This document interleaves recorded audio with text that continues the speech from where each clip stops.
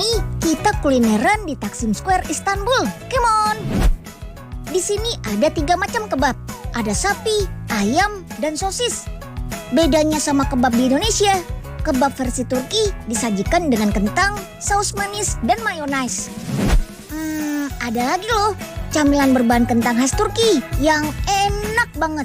Namanya kumpir. Belah kentang yang sudah dipanggang tanpa dikupas kulitnya. Aduk dan lumatkan umbi kentang. Seperti membuat kentang tumbuk. Biar makin lembut dan gurih, campurkan dengan keju dan garam secukupnya. Setelah itu, tinggal kita beri topping salad khas Turki. Jangan lupa tambahkan yogurt dan saus tomatnya ya, biar makin kaya rasa. Selain kumpir, ada juga pizza dengan cita rasa Turki pastinya. Toppingnya lebih banyak menggunakan keju dan potongan sujuk atau sosis daging khas Turki. Jika dibandingkan dengan sosis biasa, sujuk ini rasanya lebih asin dan gurih karena banyak menggunakan bumbu rempah khas Turki. Kira-kira rempah apa saja ya? Yuk ikut Unyil explore negeri 2 benua. Dimulai dari pembuatan sujuk, kita come on!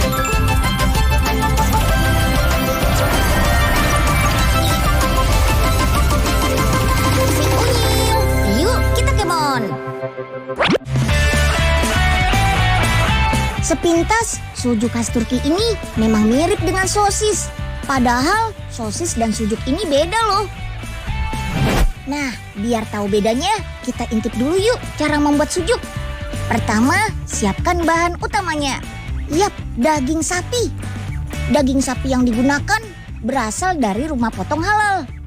Daging sapi ini kemudian kita giling pakai mesin. Hasilnya jadi seperti ini nih. Selain daging, kita juga butuh lemak sapi yang sudah digiling. Biar rasanya makin gurih dan teksturnya pun lebih lembut. Pembuatan adonan sujuk dimulai dengan mencampurkan lemak sapi dengan bumbu garam, bawang, jinten, serta rempah-rempah khas Turki lainnya. Perpaduan daging dengan bumbu khas Turki inilah yang membedakan cita rasa sujuk dengan sosis biasa. Setelah itu, tuang daging giling ke dalam mesin mixer. Kalau sudah tercampur, hasilnya akan seperti ini nih. Jadi bubur daging. Sekarang waktunya mencetak sujuk. Adonan daging akan kita isikan ke dalam selongsong pembungkus yang terbuat dari usus sapi. Tuang adonan ke dalam mesin filling. Setelah itu, mesin akan mengisikan adonan ke dalam selongsong secara otomatis. Nah, beginilah bentuknya. Melingkar dan ukurannya juga lebih besar dari sosis biasa. Selain bahan dagingnya halal, sujuk ini juga dibuat tanpa penyedap dan pengawet kimia loh. Jadi dijamin aman dan menyehatkan.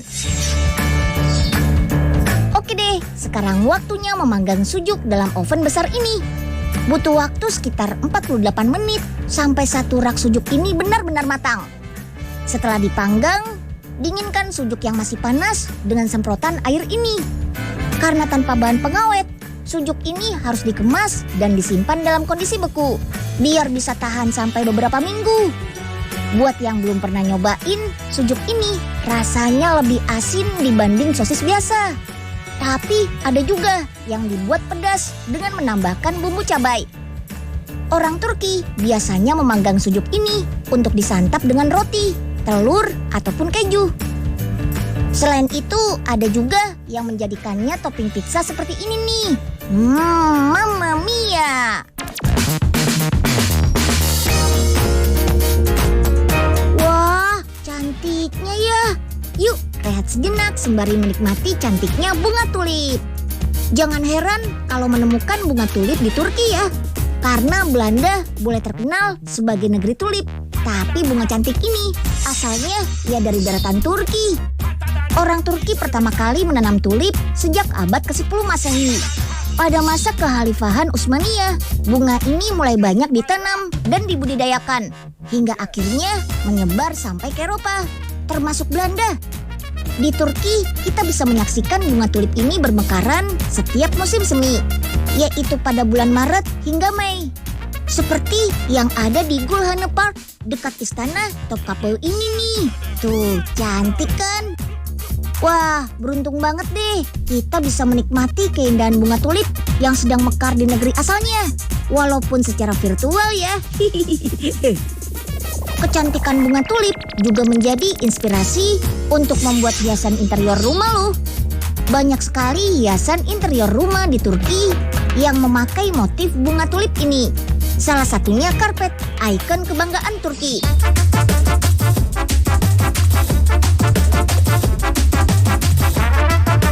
Pabrik karpet terbesar di Turki. Lokasinya ada di kawasan industri Velimeşe Tekirdağ.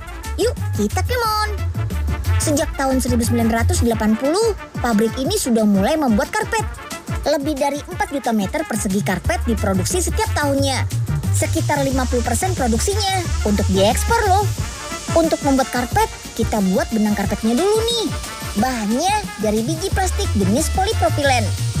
Dalam mesin extruder ini, dengan suhu di atas 165 derajat Celcius, butiran propilen akan dipanaskan sampai meleleh. Setelah itu lelehan ditarik hingga membentuk serat-serat halus memanjang. Jenis benang sintetis polipropilen lebih banyak digunakan dalam industri karpet modern. Selain harganya lebih murah dibanding bahan wol, benang jenis ini lebih mudah dibersihkan. Warnanya cerah, yang pasti lebih kuat dan tahan lama. Mantap! Nah, kalau yang ini adalah proses pemintalan. Untuk membuat benang yang lebih tebal, prosesnya lumayan panjang loh. Benang harus dicuci dan dipanaskan agar lilitannya jadi lebih erat dan kuat. Selain dari benang polipropilen, ada juga karpet dari benang wol. Benang wol yang dibuat di pabrik ini memakai bahan wol dari Selandia Baru yang dicampur dengan bahan sintetis serat akrilik. Penggunaan bahan sintetis sebagai campuran bisa menghemat pemakaian bahan wol dari alam loh. Oke deh, sekarang sudah ada jutaan gulungan benang warna-warni nih. Mau dibuat model apa saja bisa banget. Sekarang kita buat desain karpetnya dulu yuk. Di ruangan ini sudah ada ratusan desain karpet loh. Mulai dari model yang paling klasik sampai yang paling modern dan kekinian juga ada. Gambar desain pada komputer ini nantinya akan langsung terbaca oleh mesin rajut. Wih, canggih. Sip deh, benang dan desainnya sudah ada nih. Yuk, kita rajut karpetnya. Di sini ada lebih dari 20 buah mesin rajut. Mesin yang paling besar ini mampu merajut karpet sampai belasan meter loh. Setiap mesin rajut membutuhkan 16.000 kon benang yang disusun teratur seperti ini. Kalau ada benang yang putus atau habis, juga bisa disambung lagi dengan yang baru. Dalam waktu 1 jam, mesin ini bisa merajut karpet lebih dari 10 meter lebih. Wih, secepat kilat ya. Soal kualitas sih nggak diragukan lagi. Dijamin kuat dan rapi. Karpet yang sudah jadi tetap ada pengecekan kualitas ya. Kalau ada hasil rajutan yang kurang rapi, petugas akan langsung memperbaikinya. Selanjutnya, karpet masih harus dieratkan dengan memberi lapisan lem pada bagian belakang karpet agar jalinan antar benang lebih kuat dan tidak licin saat digelar. Setelah itu konveyor akan membawa karpet melaju dengan kecepatan 3 meter per menit untuk tahapan pengeringan hingga akhirnya sampai di mesin potong. Kalau mau karpet dengan motif timbul, masih butuh dicukur nih. Wah, ternyata nggak cuma rambut aja ya yang dicukur. Oh iya, masih ada satu proses lagi. Tepi karpet harus diobras dulu biar terlihat rapi. Dan bagian tepi karpet tidak mudah lepas. Penggunaannya jadi lebih awet deh, mantap. Sip deh, karpet made in Turki siap dipasarkan.